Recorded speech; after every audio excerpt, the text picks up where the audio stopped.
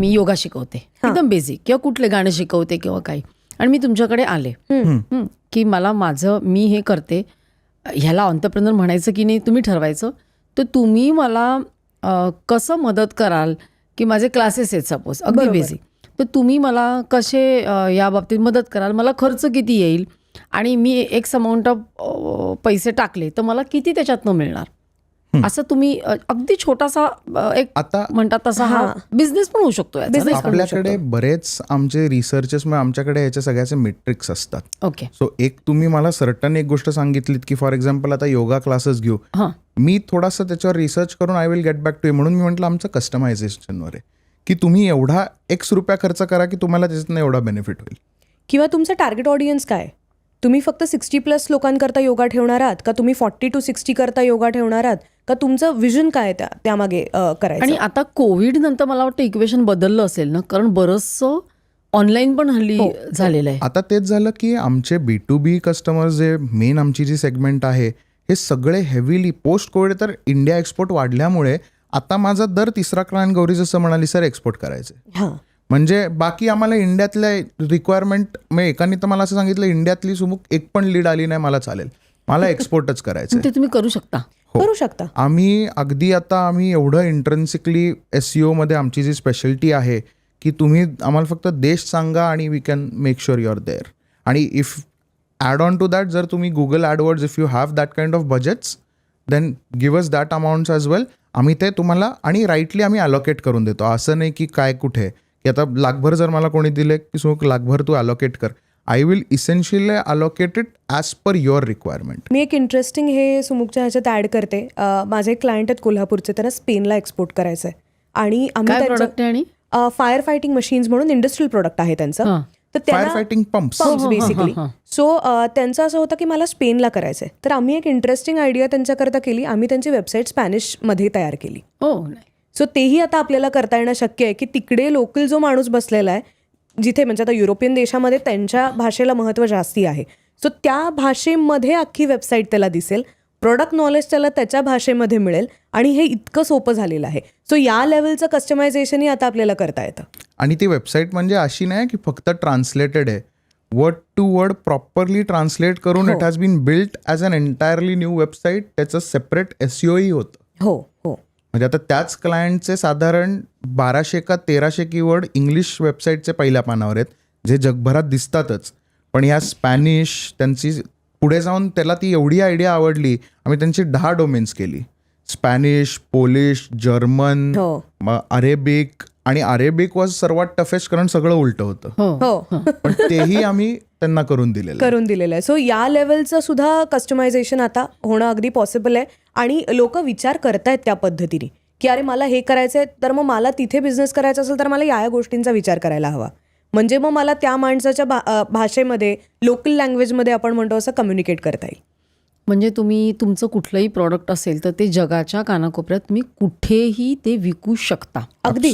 पण जर माझा एक असा उद्योग आहे की जो आहे एस्टॅब्लिश्डच आहे, पण मला तो आता 10X न्यायचा आहे, तर ते तुम्ही कसं करता? म्हणजे हे वेबसाईट केली, SEO केली, पण पुढे काय मग? जसं सुमुख म्हणाला तसं कस्टमायझेशन कुठे येतं की मला 10X करायचं असेल की तर तुझी विजन काय आहे त्याच्यामध्ये.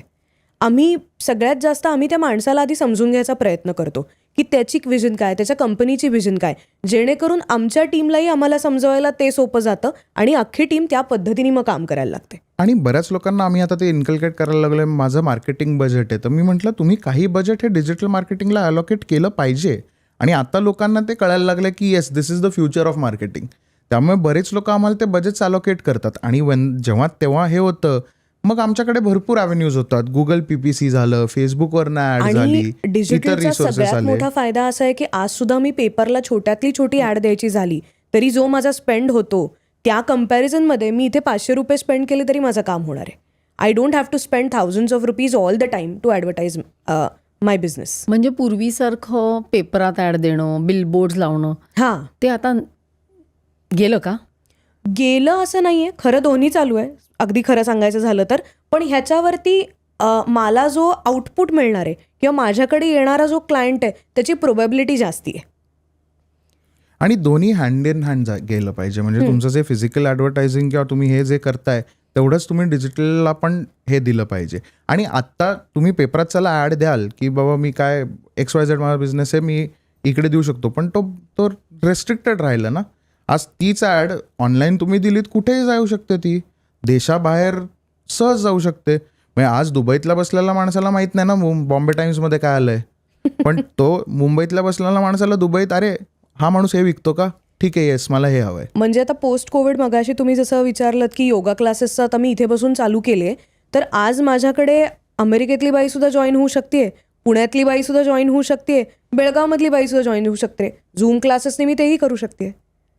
So that is also possible. म्हणजे माझा क्लास किंवा मी जे सेशन्स घेणार आहे ते फक्त माझ्या जॉग्राफिकल लोकेशन पुरतं मर्यादित नाही राहते.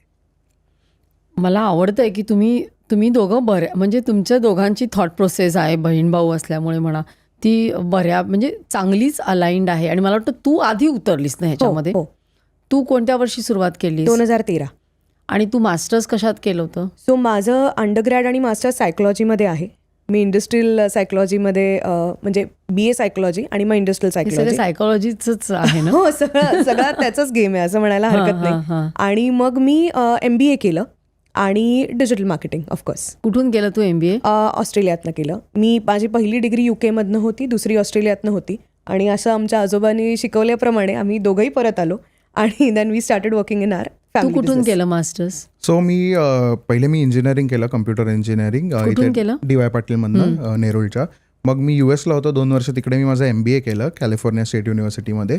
मग मी परत आलो 2019मध्ये मी कंपनी जॉईन केली आणि मध्ये कोविड आला आणि मला युरोपियन 2-3 मला ऑफर्स आल्या की तुला आवडेल का डिजिटल मार्केटिंगसाठी आमच्याकडे यायला.